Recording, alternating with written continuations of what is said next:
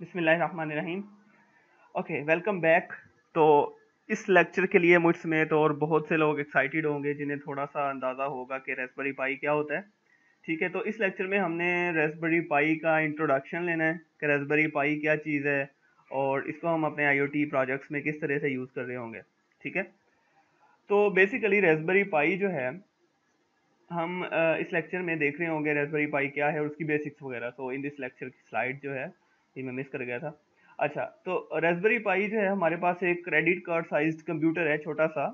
ठीक है, और ये यानी कि इतना स्मॉल साइज है इसका कि ये आपकी पॉकेट में आसानी से आ सकता है और ये पूरा एक पीसी है। यानी कि पूरे कंप्यूटर की फंक्शनैलिटीज आपको प्रोवाइड करता है। जो काम आप अपने पीसी से कर सकते हो वही सारे काम आप इस छोटे से कंप्यूटर से कर सकते हो। ठीक है, यानी कि एक पूरा मुकम्मल सीपीयू टाइप ये कंप्यूटर है। और इसमें जो है दो चीज़ें हैं एक्चुअली।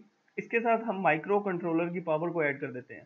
ठीक है, हमने एक माइक्रो कंट्रोलर जो है माइक्रो कंट्रोलर फीचर्ड बोर्ड कह सकते हैं हम आर्डिनो को, क्योंकि आर्डिनो बेसिकली तो माइक्रो कंट्रोलर नहीं है लेकिन उसके ऊपर माइक्रो कंट्रोलर लगा होता है जिसकी मदद से हम उस माइक्रो कंट्रोलर जो है वो 8 मेगा का माइक्रो कंट्रोलर होता है जिसे हम प्रोग्राम कर रहे होते हैं आर्डिनो के केस में। तो ये जो रेस्पबेरी पाई है actually credit card size computer है, जिस तरह मैं आपको बता चुका हूँ। और इस टाइप के जो है कंप्यूटर्स इनको हम सिंगल बोर्ड कंप्यूटर्स की फैमिली में इंक्लूड करते हैं। ठीक है, अच्छा जी, इसके ऊपर ये जो पीसी और माइक्रो कंट्रोलर दोनों को कंबाइन करके ये बोर्ड बनाया गया है, यानी कि इसके अंदर हमारे पास दोनों की फंक्शनैलिटीज आ जाती हैं। आपके पास कोई ऐसा प्रोजेक्ट है या आपके जहन में कोई ऐसी इस टाइप का प्रोजेक्ट हो सकता है जिसके लिए आर्डिनो की जो पावर है वो कम पड़ सकती है, या आर्डिनो की प्रोसेसिंग पावर, उसकी रैम, उसकी मेमोरी वगैरह जो है वो उस प्रोजेक्ट को हैंडल नहीं कर सकती, तो वहाँ पे हम रेस्पबेरी पाई को यूज़ करते हैं। ठीक है, इसके अंदर यानी कि आप कंप्यूटर में की सारी फंक्शनैलिटी यूज़ कर सकते हो।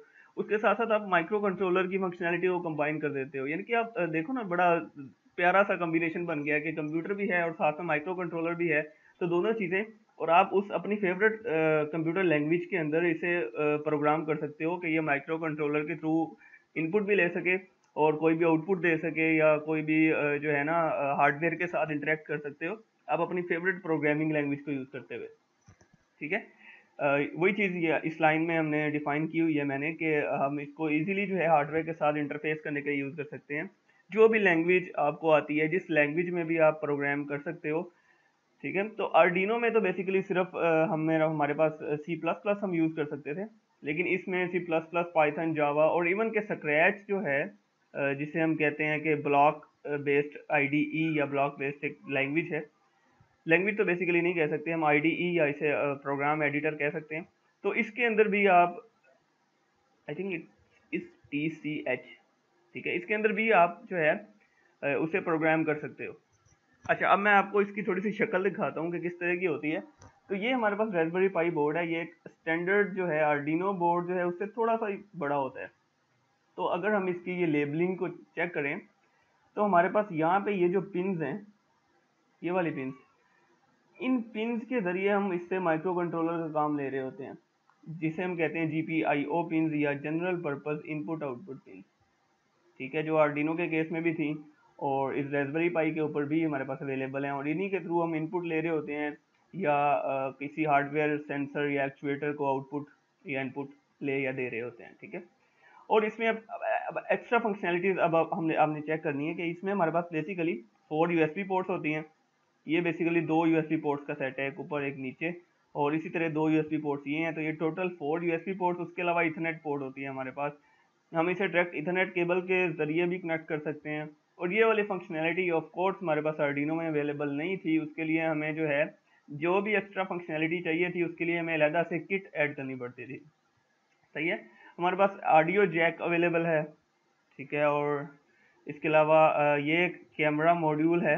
रेस्पबेरी पाई जो है वो अलहदा से इसका एक कैमरा मिलता है, और इस पोर्ट को हम कहते हैं बेसिकली CSI कैमरा मॉड्यूल। तो वो हम यूज़ कर सकते हैं। ये HDMI पोर्ट है इसकी। ठीक है, हम HDMI यानी कि यहाँ पे हम HDMI केबल लगा के इसका डिस्प्ले ले सकते हैं। आप सिंपली ये बोर्ड परचेज करो और ये क्योंकि कंप्लीट CPU आपके पास आ गया है, आपने HDMI केबल के ज़रिए इसे जस्ट जो है, यहाँ पे ये बैटर नज़र आ रही है, जस्ट जो है इसे किसी LCD या मॉनिटर के साथ कनेक्ट कर देना है और आपका जो है कंप्यूटर रेडी हो गया है। सही है, और जो है इसमें अच्छा, इसमें एक मज़े की बात ये है कि ये क्योंकि कंप्लीट एक हाई लेवल सीपीयू तो है नहीं, तो इसमें हम हार्ड डिस्क जो है, हार्ड डिस्क के तौर पर माइक्रो एसडी कार्ड को यूज़ करते हैं। ठीक है, मेमोरी कार्ड जिसे हम कह देते हैं। तो इसके नीचे जो है मेमोरी कार्ड स्लॉट होती है, और हम मेमोरी कार्ड यूज़ कर रहे होते हैं, और इसका ऑपरेटिंग सिस्टम समेत हम इस पे जो भी डाटा इस पे अपलोड कर रहे हैं या जो भी डाटा प्रोसेसिंग इस पे हो रही है वो सारी की सारी इसके मेमोरी कार्ड पे हो रही होती है। ठीक है, तो माइक्रो यूएसबी केबल जो है, ये जो स्टैंडर्ड एंड्रॉइड को चार्ज करने के लिए केबल होती है जिसे हम डाटा केबल भी कहते हैं, उसके थ्रू हम इसे कनेक्ट करते हैं इसके साथ, लैपटॉप के साथ या किसी भी पावर सोर्स के साथ। तो यहाँ से हम इसे पावर ऑन करने के लिए हम इसे अपने लैपटॉप के साथ कनेक्ट करने के लिए यूज़ करेंगे इसे। ठीक है, अच्छा जी, तो ये हो गया रेस्पबेरी पाई का थोड़ा सा ओवरव्यू। अच्छा, इसके लर्निंग रिसोर्सेज मैं थोड़े से आपको दिखा दूं कि बेसिकली रेस्पबेरी पाई की मदद से हम क्या क्या कुछ कर सकते हैं। तो अगर मैं थोड़ा सा इसे सिंपल वर्ड्स में डिफाइन करूं तो आप रेस्पबेरी पाई की मदद से एक सिंपल एलईडी ऑन करने से लेकर एक फाइटर ड्रोन तक बना सकते हो। ठीक है, और फाइटर ड्रोन के बारे में थोड़ा सा एहतियात करनी है, क्योंकि अगर जो है ये बात अमेरिका को पता चल गई तो पाकिस्तान पे दहशतगर्दी का इल्ज़ाम भी लग सकता है। तो मतलब इस चीज़ से आप अंदाज़ा लगा सकते हो कि ये जो रेस्पबेरी पाई है ये कितना पावरफुल है।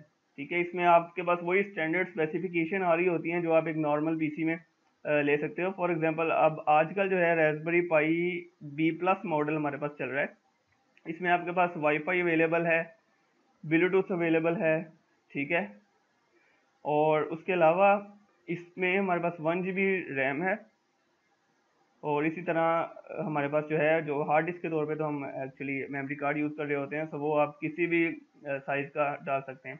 नॉर्मली जो है हमारे पास इसके ऊपर नॉर्मल वर्किंग के लिए हमारे पास 8 GB का मेमोरी कार्ड जो है वो इनफ होता है। सही है। अच्छा, मैं थोड़े से आपको लर्निंग रिसोर्सेज बता दूं इसके, कि अगर आप रेस्पबेरी पाई के बारे में और जानना चाहते हैं तो इसके लिए raspberrypi.org जो इसकी अपनी ऑफिशियल साइट है, उससे बेहतर और कोई चीज़ नहीं है। लेकिन अगर आप गूगल पे सिंपली रेस्पबेरी पाई प्रोजेक्ट सर्च करें तो बहुत सी यानी कि लातादाद वेबसाइट्स ऐसी निकल आएंगी जहां से आप आसानी से जो है रेस्पबेरी पाई की प्रोजेक्ट्स के बारे में हेल्प ले सकते हो। ठीक है, फॉर एग्जांपल अब अगर मैंने सिंपल सा सर्च किया है और मेरे पास ये जो इसकी ऑफिशियल साइट है एक रेस्पबेरी projects.raspberrypi.org। अच्छा, ये बड़ी बेनिफिशियल साइट है, यहाँ से आपको बिगनर लेवल से लेकर एक्सपर्ट लेवल तक बहुत सारी हेल्प मिल जाएगी। ठीक है, और अगर मैं नीचे आता हूँ तो DIY इंस्ट्रक्टेबल्स पे इसके बहुत सारे प्रोजेक्ट्स पड़े हैं। इसके अलावा आप hexter.io जो है, hexter.io प्रोजेक्ट्स। ठीक है, अच्छा hexter.io पे आपको आर्डिनो और रेस्पबेरी पाई हर तरह के जो हार्डवेयर बेस्ड प्रोजेक्ट्स हैं वो हर तरह के आपको यहाँ पे मिल जाएंगे। तो आप यहाँ पे भी जो है रेस्पबेरी पाई के प्रोजेक्ट्स को सर्च कर सकते हो। रेस्पबेरी पाई की कंप्लीट कम्युनिटी है यहाँ पे, तो आप इसे भी ज्वाइन कर सकते हो। ठीक है, अच्छा जी, अब हमने क्या करना है, हमने जी रेस्पबेरी पाई के साथ इंट्रोडक्शन या उसको स्टार्ट कैसे करना है, हमने इसके साथ कैसे काम करना शुरू करना है। सबसे पहला काम जो आपने करना है, आपने सिंपली रेस्पबेरी पाई की जो अपनी ऑफिशियल वेबसाइट है उससे इसका ऑपरेटिंग सिस्टम डाउनलोड करते हैं हम। ठीक है, और रेस्बियन जिसका नाम है, अगर मैं यहाँ पे सर्च करूँ रेस्बियन, रेस्बियन ऑपरेटिंग सिस्टम, तो आप सिंपली इसकी वेबसाइट पे जाकर आप इसकी आइजो फाइल डाउनलोड करेंगे, और फिर किसी भी इमेज बर्नर सॉफ्टवेयर या जिसे हम कह देते हैं आइजो फाइल बर्नर सॉफ्टवेयर, उसके ज़रिए हम इसे अपने किसी भी मेमोरी कार्ड पे बर्न कर लेंगे। ठीक है, सिंपली आपने क्या करना है, मेमोरी कार्ड को कनेक्ट करना है मेमोरी कार्ड रीडर में डाल के लैपटॉप के साथ, और जैसा कि हमारे पास रूफस सॉफ्टवेयर है या Win32 डिस्क इमेजर एक सॉफ्टवेयर है, तो उसके थ्रू आप फाइल जो है उस मेमोरी कार्ड पे आपने राइट कर लेनी है। ठीक है, रेस्बियन को डाउनलोड करके अपने मेमोरी कार्ड पे बर्न करने के बाद हमारा काम सिर्फ इतना रह जाता है कि हम उस रेस्बियन वाले मेमोरी कार्ड को अपने लैपटॉप से रिमूव करें और रेस्पबेरी पाई की जो मेमोरी कार्ड स्लॉट है उसमें डाल के रेस्पबेरी पाई को ऑन कर दें। ठीक है, तो हमारा जो ऑपरेटिंग सिस्टम होता है रेस्पबेरी पाई का वो ऑन हो जाता है, और उसके ऊपर हम कोई भी जो भी उसके ऊपर करना चाहें वो कर सकते हैं। ठीक है, अच्छा जी, अब हमने पहला काम जो करना है, अच्छा यहाँ पे दो तरह के हमारे पास ऑपरेटिंग सिस्टम अवेलेबल होते हैं। एक नूब्स ऑपरेटिंग सिस्टम भी है इस रेस्पबेरी पाई फाउंडेशन का, ऑर्गेनाइजेशन का। और ये नूब्स ऑपरेटिंग सिस्टम जो है ये बहुत बेसिक फंक्शनैलिटीज़ के साथ है, इनके प्योर बिगनर्स के लिए जो है नूब्स जो है वो बेस्ट है। लेकिन इसकी क्योंकि फंक्शनैलिटीज़ लिमिटेड हैं तो हम नूब्स को इस्तेमाल नहीं कर रहे होंगे, बल्कि हम रेस्बियन ऑपरेटिंग सिस्टम को ही इस्तेमाल कर रहे होंगे। और जब हम रेस्बियन या नूब्स जो है, बेसिकली मैं रेस्बियन की ही बात करूंगा, जब हम रेस्बियन इंस्टॉल कर लेते हैं तो अपनी आसानी के लिए रेस्बियन क्योंकि एक Debian Linux based operating system है, तो अब लिनक्स में हमें जो है अपने काम के लिए बहुत से पैकेजेस वगैरह, बहुत से यूटिलिटीज़ वगैरह डाउनलोड करनी पड़ती हैं। ठीक है, तो हम जो भी काम करना चाह रहे होंगे उसके लिए हम पहले अगर कोई यूटिलिटी या पैकेज अवेलेबल है तो उसे हम डाउनलोड करके इंस्टॉल करेंगे। ठीक है, जिस तरह से हम एक स्टैंडर्ड लिनक्स सिस्टम पे करते हैं। तो एज आ इसमें भी एज आ एक और चीज़ मैं इसमें इंक्लूड कर देता हूँ कि एज अ बाय प्रोडक्ट, ठीक है, अगर आपने कभी लिनक्स इस्तेमाल नहीं किया तो आप रेस्बियन को यूज़ करते हुए लिनक्स का यूज़ भी सीख जाएंगे, बहुत सी लिनक्स कमांड्स के साथ वर्क करना सीख जाएंगे, कमांड लाइन इंटरफेस के साथ वर्क करना सीख जाएंगे। ठीक है, और ऑफ कोर्स जीपीआईओ पिंस के साथ या हार्डवेयर इंटरफेसिंग तो आप सीख ही रहे होंगे, और इंटरनेट ऑफ थिंग्स का तो हमारा कोर्स है तो वो तो आप डेफिनेटली सीख रहे हैं।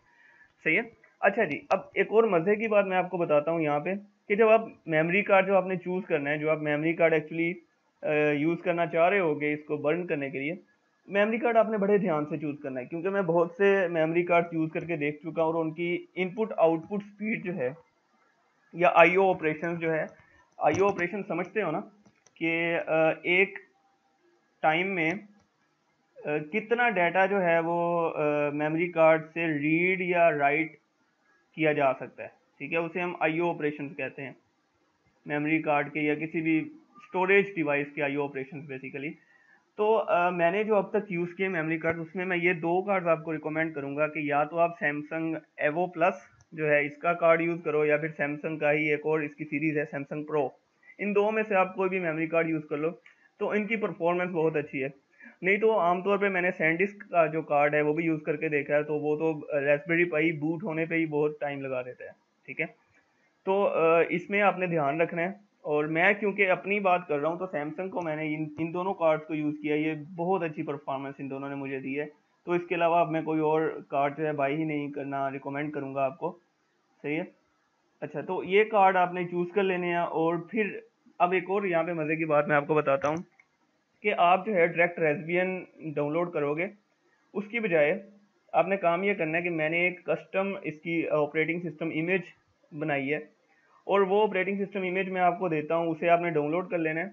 और डाउनलोड करने के बाद जब उसे आप रास्पबेरी पाई पे बर्न करोगे तो उसके अंदर जो प्री बिल्ड सॉफ्टवेयर इंस्टॉल किए हुए हैं मैंने, वो सारे के सारे उसके अंदर आ जाएंगे, यानी कि आपको दोबारा से नए सिरे से वो सॉफ्टवेयर इंस्टॉल नहीं करने पड़ेंगे।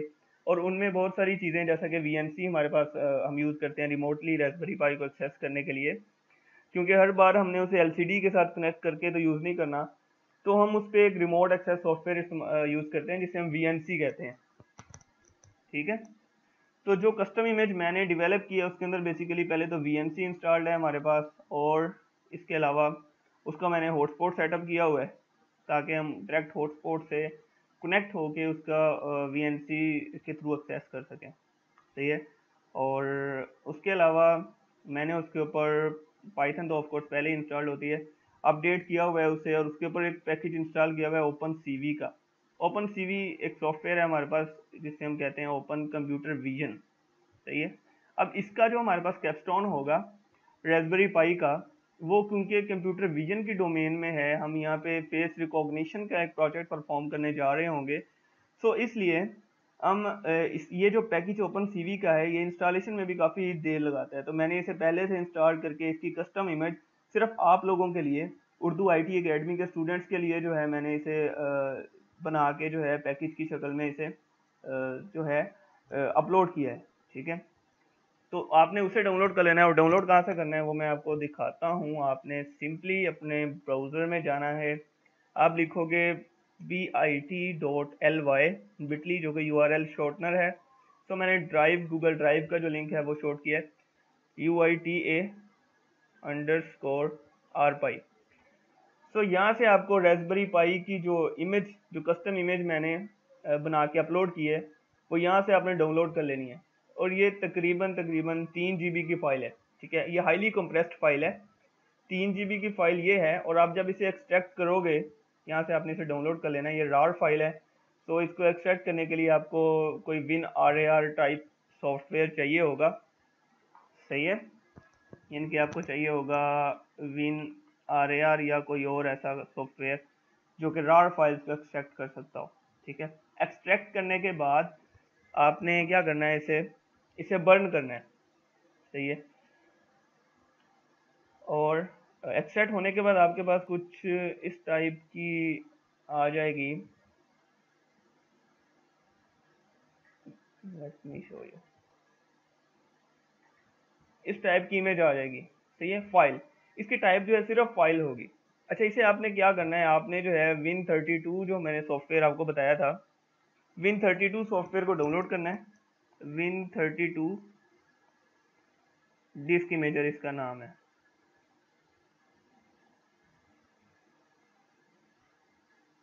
तो ये वाला सॉफ्टवेयर आपने डाउनलोड करना है और उसके अंदर इस फाइल को यूज़ करते हुए अपने मेमोरी कार्ड पे अपलोड कर देना है। बेसिकली मैं आपको प्रोसेस शो करवा ही देता हूँ, क्योंकि मुझे बहुत सी चीज़ें जो है एज अ बाई प्रोडक्ट करवाने का शौक है, तो मैं आपको ये चीज़ भी बता ही देता हूँ। मुझे अपना मेमोरी कार्ड कनेक्ट करने दें ज़रा।